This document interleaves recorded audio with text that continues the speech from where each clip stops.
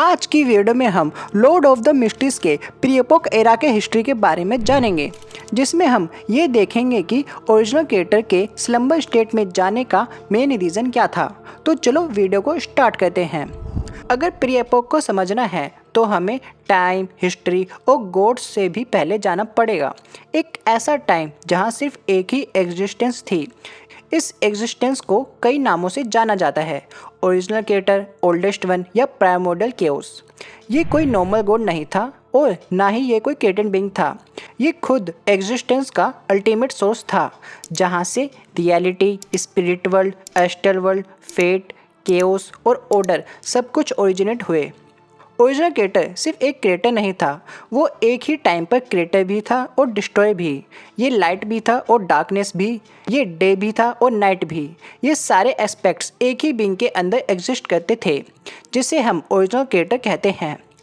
लेकिन यहाँ सबसे इम्पोर्टेंट बात यह है कि ये सारे एस्पेक्ट्स बिल्कुल अपोजिट होने के बावजूद भी एक ही बॉडी के अंदर मौजूद थे। और ओरिजिनल क्रिएटर के केस में ये कॉन्ट्राडिक्शन सबसे एक्सट्रीम लेवल पर थी। सोचो, एक ऐसी बीइंग जो एक ही टाइम पर क्रिएटर भी हो और डिस्ट्रॉय भी, लाइट का सोर्स भी हो और डार्कनेस भी, और लाइफ को क्रिएट करती हो और डेथ का अल्टीमेट रीज़न भी हो। नॉर्मली यूनिवर्स में ये सब चीज़ें अलग अलग होती हैं। लाइट और डार्कनेस कभी एक नहीं होती, ऑर्डर और केओस हमेशा एक दूसरे के अपोजिट होते हैं। लेकिन ओरिजिनल क्रिएटर में ये सारी अपोजिट फोर्सेस एक ही जगह फ्यूज और मर्ज फॉर्म में थी। और इसी एक्सट्रीम कॉन्ट्राडिक्शन ने आगे चलकर पूरे लोटियम यूनिवर्स की फाउंडेशन रखी। और यहीं से एक्चुअल प्रॉब्लम स्टार्ट होती है। जब इतनी कॉन्ट्राडिक्टरी पावर्स एक ही बॉडी के अंदर हो तो वो एग्जिस्टेंस कभी भी कंप्लीटली स्टेबल नहीं रह सकती। इसीलिए ओरिजिनल क्रिएटर नेचुरली अनस्टेबल था।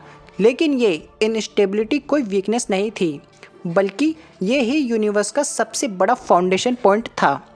इसी इनस्टेबिलिटी की वजह से क्रिएशन पॉसिबल हुई, डिस्ट्रक्शन पॉसिबल हुई और टाइम, फेट, लाइफ और डेथ का फ्लो शुरू हुआ। फिर क्रिएशन का पहला दिन आता है जब ओरिजिनल क्रिएटर ने डार्कनेस को छोड़कर लाइट का क्रिएशन किया। लेकिन उस time reality, spirit world, astral world और फेट सब आपस में मिक्स थे। कोई प्रॉपर सेपरेशन नहीं था, टाइम लीनियर नहीं था, डेस्टिनी फिक्स नहीं थी। ये यूनिवर्स का बेसिक फॉर्म था जहाँ सब कुछ एक साथ मर्ज फॉर्म में थे, बिना किसी बेसिक स्ट्रक्चर के। फिर इसके बाद दूसरे दिन ओरिजिनल क्रिएटर ने अपनी पहली क्रिएशन को जन्म दिया, मदर गॉडेस ऑफ डेप्रेविटी।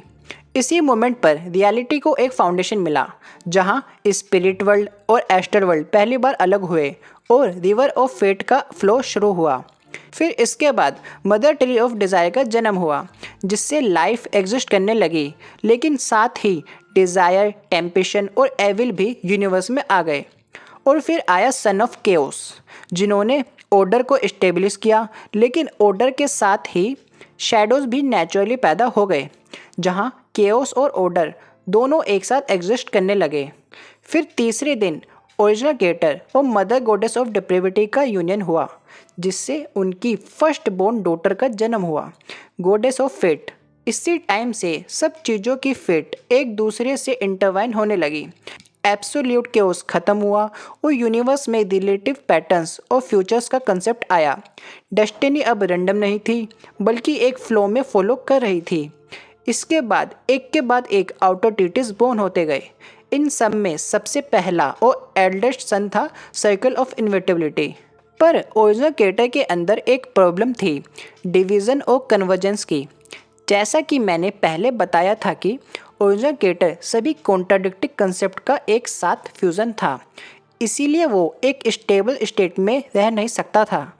जब एक ही कॉन्शियसनेस के अंदर लाइट और डार्कनेस, ऑर्डर और केओस, क्रिएशन और डिस्ट्रक्शन जैसे बिल्कुल अपोजिट फोर्स एक साथ एग्जिस्ट करते हैं, तो नेचुरली प्रेशर बिल्ड होता है। ये प्रेशर ही डिवीज़न का इंस्टिंक्ट बन जाता है।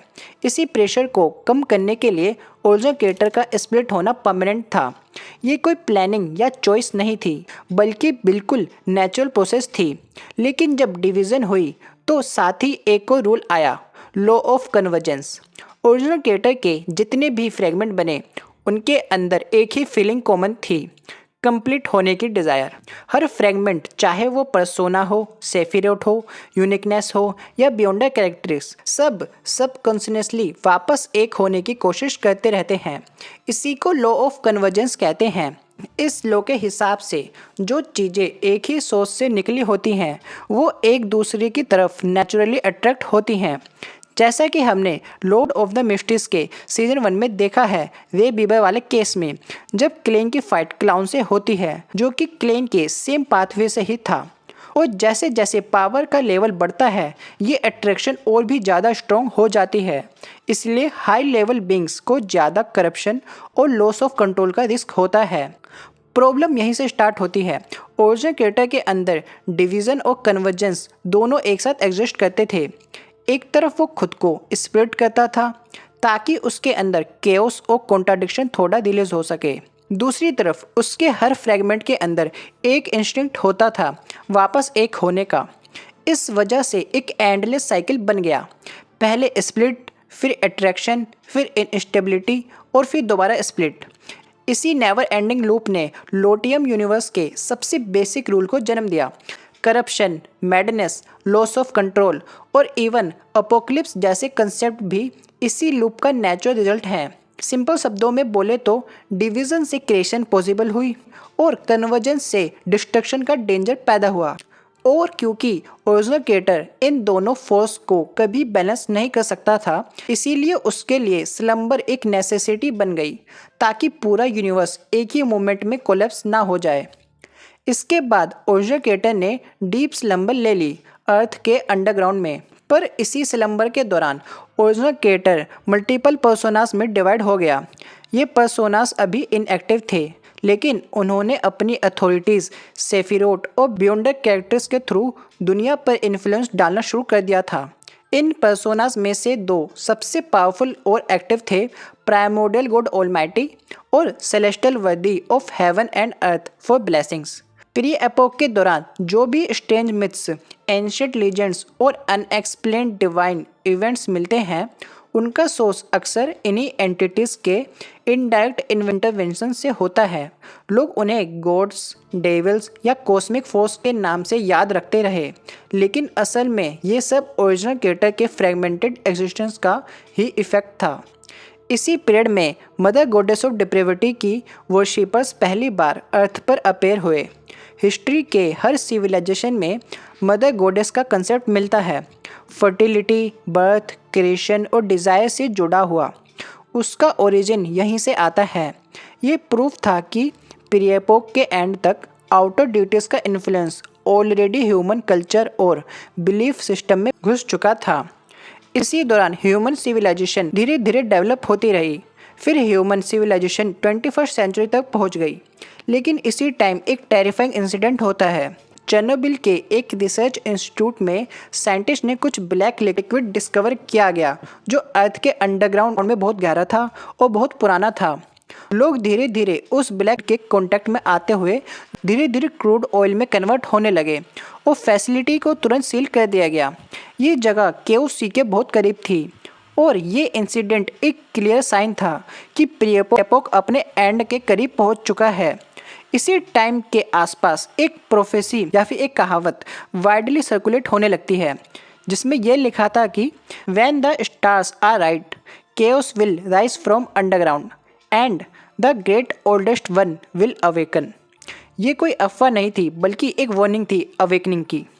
और इसी के साथ प्री एपोक एंड होता है और ये वीडियो भी।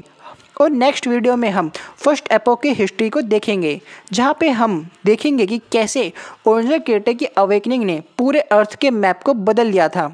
और मिलते हैं अब अगली वीडियो में।